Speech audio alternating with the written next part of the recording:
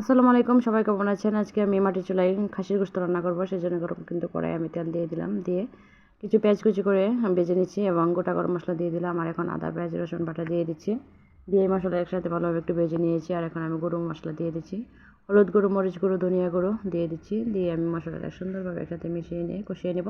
আর সেজন্য কিন্তু আমি কিছুটা পানি দিয়ে দিয়েছি। এখন আমি জিরার গুঁড়ো দিয়ে দিচ্ছি, আগে একসাথে দিতে আমার মনে ছিল না। এখন আমি একসাথে সব কিছু দিয়ে সুন্দরভাবে মশলাটা কষিয়ে নেব। কষিয়ে নেওয়ার পর কিন্তু আমি খাসির গোশতগুলো দিয়ে দিব। মাটির চুলায় এভাবে রান্না করলে কিন্তু অসম্ভব রকমের মজা হয়। আর এখন আমি সবগুলো মাংস একসাথে দিয়ে দিচ্ছি, দিয়ে আমি মশলার সাথে ভালোভাবে মিক্সড করে নিচ্ছি, নিয়ে আমি মাংসটা সুন্দরভাবে কষিয়ে নেব। সেজন্য ঢাকনা দিয়ে আমি ঢেকে দিয়েছিলাম। আর কিছুক্ষণ পর কিন্তু আমি নেড়ে চেড়ে দিচ্ছি।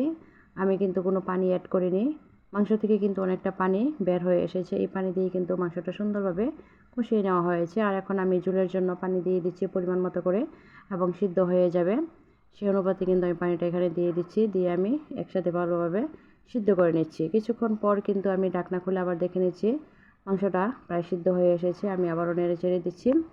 ধোয়া ওঠা গরম তরকারি মাংসের এরকম খেতে কিন্তু অসম্ভব রকমের মজা হয়।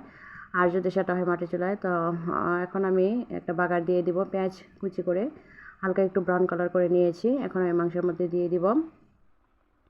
যে কোনো মাংসের মধ্যে এই বাগারটা দিলে কিন্তু অনেক মজা হয়। তো আমার রান্নাটা প্রায় হয়ে এসেছে, অসম্ভব রকমের একটা সুন্দর কালার চলে এসেছে। তো সবাই ভালো থাকবেন, সুস্থ থাকবেন, আল্লাহ হাফেজ।